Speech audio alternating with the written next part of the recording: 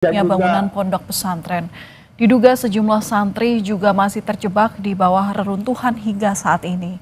Dari keterangan salah satu santri pondok pesantren Al-Qazini, bangunan ini ambruk saat ratusan santri sedang melaksanakan sholat asar berjamaah.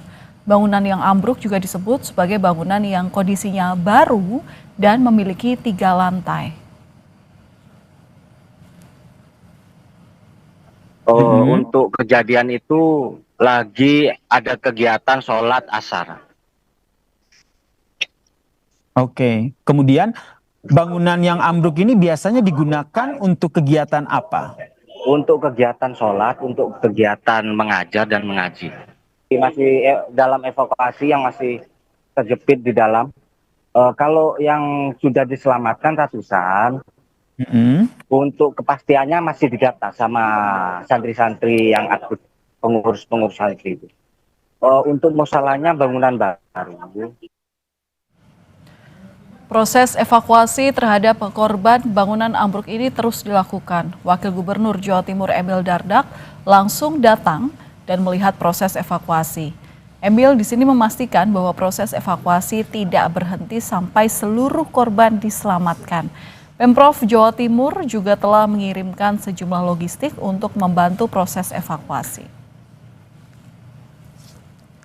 Pastikan ada yang teriak-teriak di dalam, itu yang harus kita pastikan. Makanan, minuman terutama, dan oksigen ini sudah disiapkan. Mudah-mudahan bisa segera kita berikan kepada anak tersebut dalam bentuk can supaya kesulitan bernapas bisa diatasi. Mohon geser ada.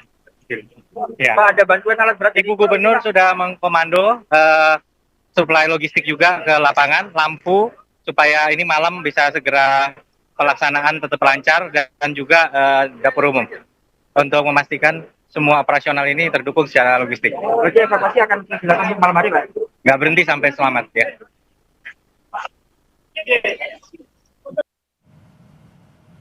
Kabid Humas Polda Jawa Timur Kombes Jules Abraham Abbas menyebut total hingga kini tercatat 83 korban, baik yang dievakuasi oleh tim maupun yang evakuasi mandiri dan tersebar di sejumlah rumah sakit.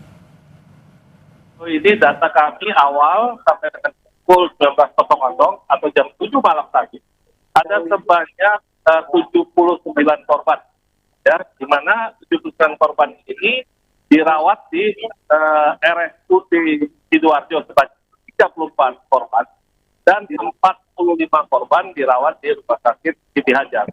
Nah, untuk korban yang di Rumah Sakit Siti Hajar ini ada 1 korban yang meninggal dunia, jadi 44-nya dalam kondisi luka, artinya mengalami luka, baik luka berat, sedang maupun ringan.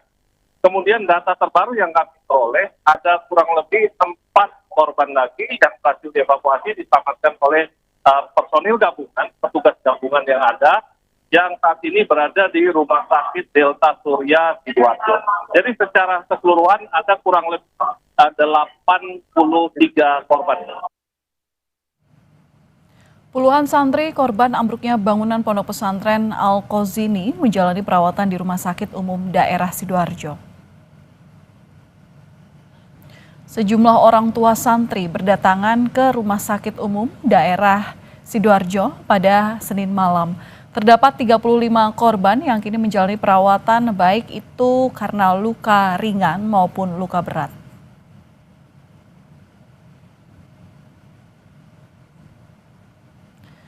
Sudah ada jurnalis Kompas TV Mahendra Tri dari RSUD Sidoarjo untuk mengetahui seperti apa proses daripada penyembuhan korban Musola Ponpes Al-Qazini Sidoarjo yang ambruk sejak sore tadi. Selamat malam Mahendra, seperti apa situasi di tempat Anda melaporkan, penyembuhan ataupun penanganan dari pihak rumah sakit terhadap korban ini sejauh apa? Ya, Valen dan saudara, bahwa saat ini saya melaporkan dari Rumah Sakit Siti Hajar Sidoarjo bahwa di rumah sakit ini sendiri sejak tadi sore ini menerima sedikitnya ada 45 korban dari runtuhnya atau ambruknya pondok pesantren Al-Qazini, di mana memang dari 45 korban ini sendiri, 1 diantaranya yaitu atas nama Maulana Alfian Ibrahim, berusia 13 tahun ini dinyatakan meninggal dunia dan malam tadi ataupun sekitar pukul 9 malam tadi telah dibawa oleh ambulan untuk segera dimakamkan ke daerah asal orang tuanya yaitu di Bangkalan, Madura. Sementara itu hingga saat ini ataupun data terakhir dari pihak rumah sakit yang kami dapatkan hingga pukul 9 malam tadi sebanyak 24 korban yang mengalami luka ringan ini telah dipulangkan atau diizinkan pulang dan dijemput oleh pihak keluarga untuk pulang ke rumahnya masing-masing. Sementara ada sedikitnya 9 korban lainnya yang masih mengalami luka dan menjalani rawat inap di Rumah Sakit Siti Hajar ini sendiri. Dari 9 korban yang menjalani rawat inap ini, 4 diantaranya dijadwalkan besok akan menjalani operasi tulang karena memang 4 korban yang menjalani perawatan di Rumah Sakit Siti Hajar ini mengalami patah tulang begitu. Sementara itu ada 2 korban lainnya yang dalam kondisi kritis, namun 1 diantaranya akan dirujuk ke rumah sakit lainnya yang memiliki fasilitas lebih lengkap karena korban ini mengalami kendala di sarafnya begitu. Ya.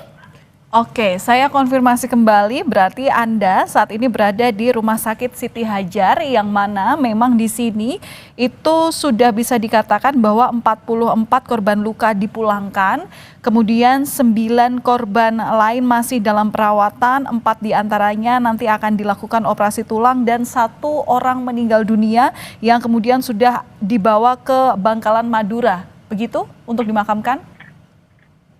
Ya, memang untuk total korban dari kejadian ini yang dibawa ke Rumah Sakit Siti Hajar ini awalnya memang 45 korban dan 1 diantaranya meninggal dunia. Sementara 24 data terakhir yang kami terima ini sekitar pukul 9 tadi ada 24 korban yang mengalami luka ringan dan telah diizinkan ataupun dipulangkan ke daerah asalnya, sementara 9 korban lainnya ini masih menjalani rawat inap dan 4 diantaranya akan dijadwalkan menjalani operasi tulang karena mengalami patah tulang. Ya, begitu. Boleh. Oke, selain Rumah Sakit Siti Hajar, apakah ada rumah sakit lainnya juga yang menjadi tempat penyembuhan daripada korban peristiwa ini?